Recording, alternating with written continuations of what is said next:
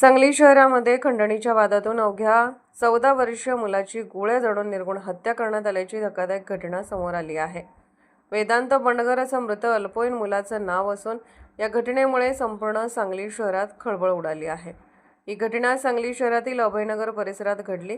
प्राथमिक माहितीनुसार वेदांत बंडगर हा आपल्या घराबाहेर मोबाईलवर गेम खेळत असताना आरोपी घटनास्थळी पोहोचले। अचानक झालेल्या गोळीबारात वेदांतच्या डोक्याला विशेषतः उजव्या डोळ्याजवळ गोळी लागली आणि त्याचा जागीच मृत्यू झाला। या हत्येमागे जुना व्यावसायिक वाद आणि खंडणी प्रकरण असल्याची प्राथमिक माहिती समोर येत आहे। मृत वेदांतचे आजोबा बाळू बंडगर हे कामावर नेते असल्याचं सांगितलं जात आहे। काही दिवसांपूर्वी बंडगर आणि त्याचे सहकारी थोरात यांच्याकडे एका सराईत गुन्हेगाराने खंडणी मागितल्याचा आरोप आहे।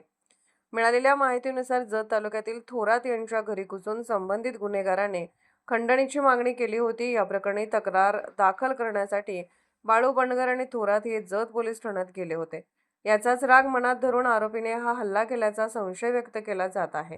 गुरुवारी सकाळी आरोपीने जतमध्ये बंडगर आणि थोरात यांच्यावर हल्ल्याचा प्रयत्न केल्याची माहिती समोर आली आहे।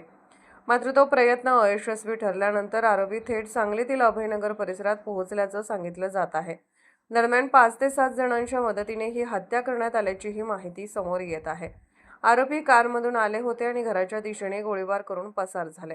या घटनेनंतर सांगलीचे पोलीस अधीक्षक तुषार दोशी यांनी माध्यमांशी बोलताना सांगितलं की प्राथमिक माहितीनुसार अभयनगर परिसरात 14 वर्षीय वेदांत बंडगर याचा गोळीबारात मृत्यू झाला आहे।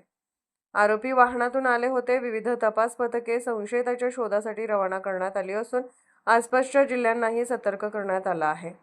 सध्या संजयनगर पोलीस या प्रकरणाचा पुढील तपास करत आहेत। हत्येमागे नेमकं कारण काय, खंडणीचा वाद की व्यावसायिक संघर्ष याचा उलगडा पोलीस तपासानंतरच होणार आहे।